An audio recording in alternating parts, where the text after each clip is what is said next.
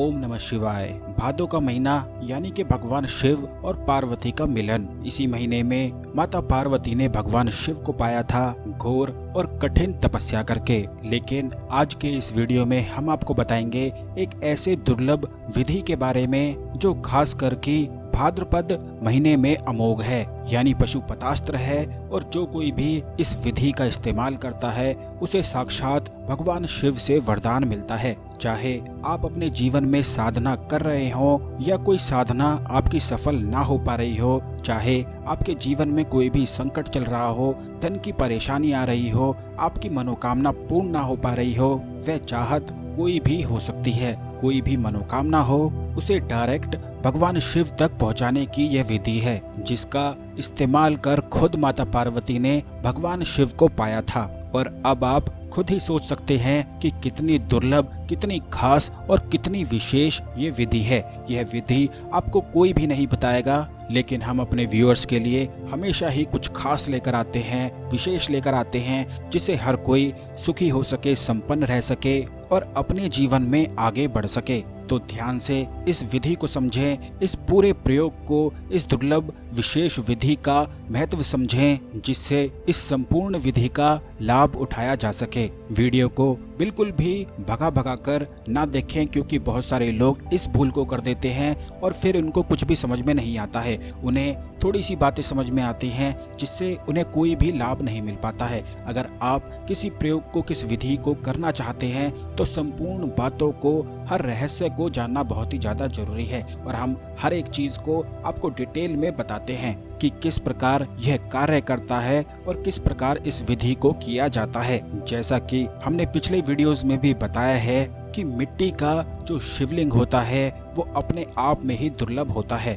लेकिन बहुत सारे लोग इस भूल को कर देते हैं कि वैसे ही मिट्टी का शिवलिंग बनाकर उसका इस्तेमाल करते हैं, जिससे उन्हें कोई भी लाभ नहीं मिल पाता है। लाभ केवल तभी मिलता है जब आप हर बात को सही से सुनकर समझते हैं। यह मिट्टी का शिवलिंग बनाया किस प्रकार जाता है, इस बात को आप जान लें। किस विधि का इस्तेमाल किया जाता है, कौन कौन सी चीजें इसमें शामिल की जाती हैं, ये बातें जानना और समझना बेहद आवश्यक है। क्योंकि जब आप इन आवश्यक चीजों को समझेंगे ही नहीं तो क्या तो आप विधि करेंगे और क्या लाभ आपको मिल पाएगा। संपूर्ण वेद, शास्त्र, पुराण इस बात के गवाह हैं कि जो कोई भी व्यक्ति भगवान शिव से प्रेम करता है उससे भगवान शिव जरूर ही बात करते हैं, क्योंकि भगवान शिव ही तो देवों के देव हैं, महादेव हैं। उनकी कुछ बात ही निराली है। इसीलिए शायद जो भोले के भक्त होते हैं उन पर किसी भी तरह की ना तो कभी तंत्र क्रिया होती है और ना ही उन्हें भूत प्रेत का सामना करना पड़ता है। कोई तांत्रिक उनका कुछ नहीं बिगाड़ पाता है, क्योंकि भोले की तो लीला ही अपरंपार है। तो भगवान शिव के लिए लाइक तो जरूर बनता है। लाइक करके कमेंट बॉक्स में अभी लिख दें हर हर महादेव। अब आपको बता दें कि माता पार्वती ने मिट्टी के शिवलिंग से ही भगवान शिव को पाया था, लेकिन मिट्टी का शिवलिंग बनाने के लिए कहीं भी ऐसे ही मिट्टी उठाकर शिवलिंग नहीं बनाया जाता है। आपको शिवलिंग सिर्फ शिव मंदिर से ही मिट्टी लेकर बनाना चाहिए, या फिर अगर आपके घर के आसपास या कहीं पर आप ऐसी जगह को जानते हैं जहां पर सांप बहुत ही ज्यादा अधिक होते हैं और इस बात को आप जानते हैं कि यहाँ सांप के बिल भी होते हैं, तो आपको बस उसी स्थान की मिट्टी को ले लेना है।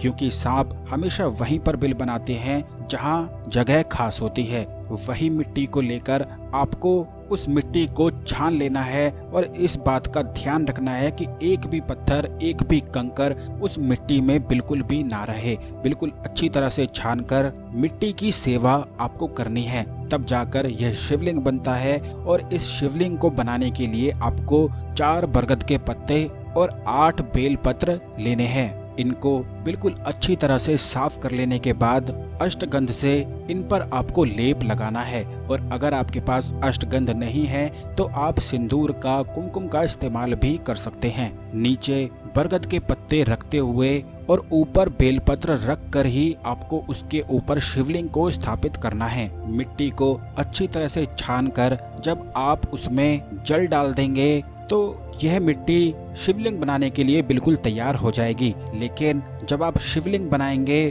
तो जैसे ही शिवलिंग को बनाना शुरू करेंगे तो यह मिट्टी फटने लगती है, और यह बात सिर्फ अनुभव से ही बताई जा सकती है जो इस तरह के शिवलिंग बनाता हो। तो आपको बता दें कि जब आप इस तरह की मिट्टी बनाएंगे, मिट्टी तैयार कर लेंगे और उससे शिवलिंग बनाने की कोशिश करेंगे तो यह मिट्टी फटने लगती है। तो आपको उसमें जोड़ बनाए रखने के लिए रुई को मिला देना है। रुई अब किस प्रकार से मिलानी है, रुई को बिल्कुल अलग अलग करके आपको रख लेना है, यानी कि कतरा कतरा रुई का आपको अलग कर लेना है और उसमें उस मिट्टी को गूंथ देना है। बस ऐसा करने से जो आपकी मिट्टी है यह बिल्कुल स्ट्रॉन्ग हो जाएगी और फिर यह नहीं फटेगी ना ही कटेगी। इससे आप जिस भी आकार का शिवलिंग बनाना चाहें, जैसा शिवलिंग बनाना चाहें वह आप बना सकते हैं। लेकिन इस बात का बेहद ही खास ध्यान रखें कि जैसा शिवलिंग आप मंदिर में देखते हैं बस उसी आकार से, उसी आकार का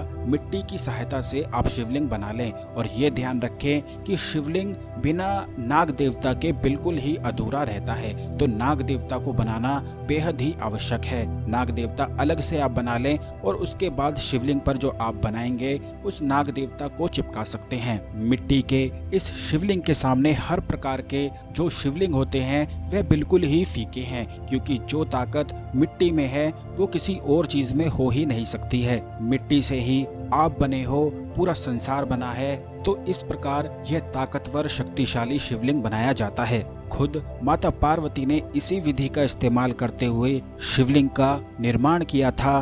तो भाद्रपद महीने में इस प्रकार शिवलिंग आप जरूर बना लें, कोशिश करें बनाने की। और अगर आपको बनाने में परेशानी होती है तो आप इस वीडियो में कमेंट कर दें कैसे शिवलिंग वह बनाना है, ये हम आपको वीडियो में बनाते हुए भी दिखा देंगे। क्योंकि हमने शिवलिंग पहले ही बना लिया है और उस शिवलिंग का वीडियो रिकॉर्ड नहीं हुआ था, तो यह वीडियो हम आपको नहीं दिखा सकते हैं। लेकिन आप रिक्वेस्ट करेंगे तो यह वीडियो दोबारा से शिवलिंग बनाकर भी हम आपको दिखा देंगे। हम तो हमेशा ही इसी प्रकार इस महीने में शिवलिंग बनाते हैं और साल भर ऐसे पूजा करने से सभी साधनाओं की सफलता मिलती है। हर साधना में साथ मिलता है, साक्षात भगवान शिव के दर्शन होते हैं। बल्कि जब आप खुद इस विधि का इस्तेमाल करेंगे तो आप खुद ही देखेंगे कि कैसे आपका जीवन पूरी तरह से ही बदल जाएगा। बस इस महीने में इस विधि का इस्तेमाल करते हुए ये जितनी भी बातें हमने आपको बताई हैं, शिवलिंग का निर्माण कर लें और आने वाले वीडियोस में जो हम आपको साधना बताएंगे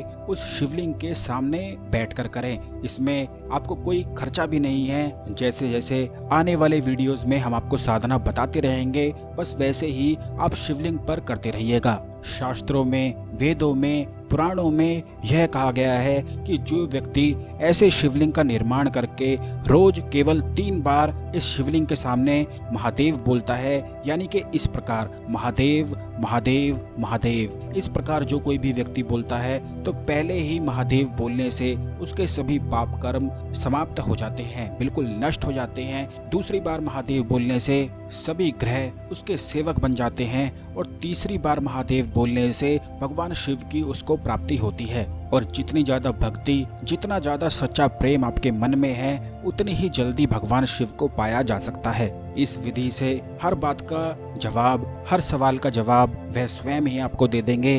क्योंकि इस प्रयोग की महिमा अगर हम आपको बताएंगे तो 24 घंटे भी कम हैं। जब आप खुद करना शुरू करेंगे तो धीरे धीरे इसके महत्व को जानेंगे, इसकी विशेषता को जानेंगे कि क्यों आखिर यह सबसे ज्यादा खास विधि है। खुद रावण ने भी इसी प्रकार शिवलिंग का निर्माण करके सैकड़ों अद्भुत शक्तियों को पाया था। बल्कि खुद भगवान राम ने भी इसी प्रकार शिवलिंग बनाकर लंका पर विजय प्राप्त करी थी। तो अब आप इसके महत्व को तो समझ ही गए होंगे। तो इस महीने में जरूर यह शिवलिंग बना लें और रोजाना सिर्फ महादेव शब्द का उच्चारण करना शुरू करें। इस शिवलिंग के सामने केवल महादेव बोलने से ही महादेव सारे रास्ते खोल देते हैं और सब कुछ संभव नजर आता है। यह कुछ ऐसी चीजें हैं, ऐसी गुप्त चीजें हैं जो बहुत ही कम लोगों को पता रहती है इनके महत्व के बारे में। और जब किसी व्यक्ति को महत्व ही ना पता हो तो वह उस चीज को करता ही नहीं है। इसीलिए बहुत सारे लोग इन लाभ से बिल्कुल वंचित ही रह जाते हैं। इसीलिए हम हमेशा ही आपको खास और विशेष चीजें बताते रहते हैं, हर दिन के लिए, हर व्रत के लिए, हर त्योहार के लिए, हर तिथि के लिए, जिससे आप अपने ईश्वर की प्राप्ति कर सकें और अपने जीवन के दुखों को समाप्त कर सकें।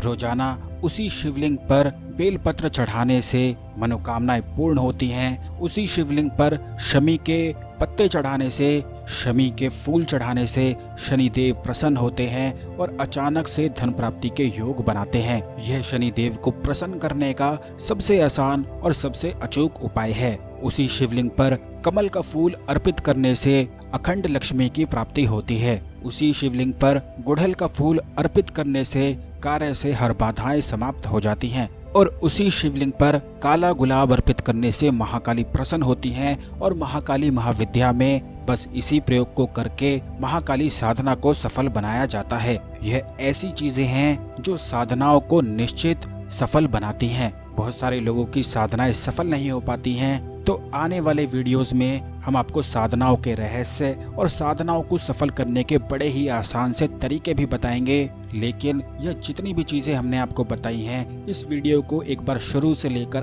अंत तक दोबारा आप देख लें, जिससे हर बात आपको बिल्कुल सही से समझ में आ जाए, जिससे भगवान शिव की कृपा प्राप्त हो जाए। उसी शिवलिंग पर बहुत सारी अन्य और भी चीजें हैं जो कि गुप्त हैं। वीडियो लंबा ना हो जाए इसलिए इस वीडियो में नहीं बता रहे हैं, जो हम आने वाले वीडियोस में जरूर ही आपको बताएंगे। बहुत सारी साधनाओं को सफल बनाने के तरीके इसी शिवलिंग के माध्यम से संभव हैं। इसी शिवलिंग पर दुर्वा घास अर्पित करने से भगवान गणपति और शुभ लाभ की प्राप्ति होती है। तो जरूर जितनी भी बातें आपको बताई गई हैं, इन्हें दोबारा सुन लें और इनका लाभ उठाएं। वीडियो को लाइक करके शेयर अवश्य करें, जिससे सभी लोग इसका लाभ उठा सकें और आपको पुण्य की प्राप्ति हो सके। इस बात की चिंता ना करें कि कोई दूसरा आपके इस वीडियो शेयर करने से लाभ उठा लेगा, क्योंकि बहुत सारे लोग तो इसीलिए शेयर नहीं कर पाते हैं कि दूसरा कहीं लाभ ना उठा ले, इसलिए शेयर भी नहीं करते हैं। लेकिन आप जरूर शेयर कर दें, दूसरों की चिंता बिल्कुल भी ना करें। उनके जैसे कर्म हैं उनको तो वह मिलेगा जरूर। आप बस अपने पुण्य की बढ़ोतरी करें। इस वीडियो को शेयर अवश्य करें, क्योंकि यह वीडियो भगवान शिव का प्रेम है। अगर आप चाहते हैं भगवान शिव की माता पार्वती की कृपा आप पर हमेशा बनी रहे, तो कमेंट बॉक्स में अपनी प्रार्थनाएं, अपनी मनोकामनाएं भगवान शिव से कमेंट बॉक्स में जरूर लिख दें और चैनल को जरूर सब्सक्राइब कर लें, जिससे आने वाले ज्ञानवर्धक वीडियो कभी भी मिस ना हो। सही समय पर आपको सभी विधि मिलती रहे और आप अपने जीवन में आगे बढ़ते रहें। धन्यवाद।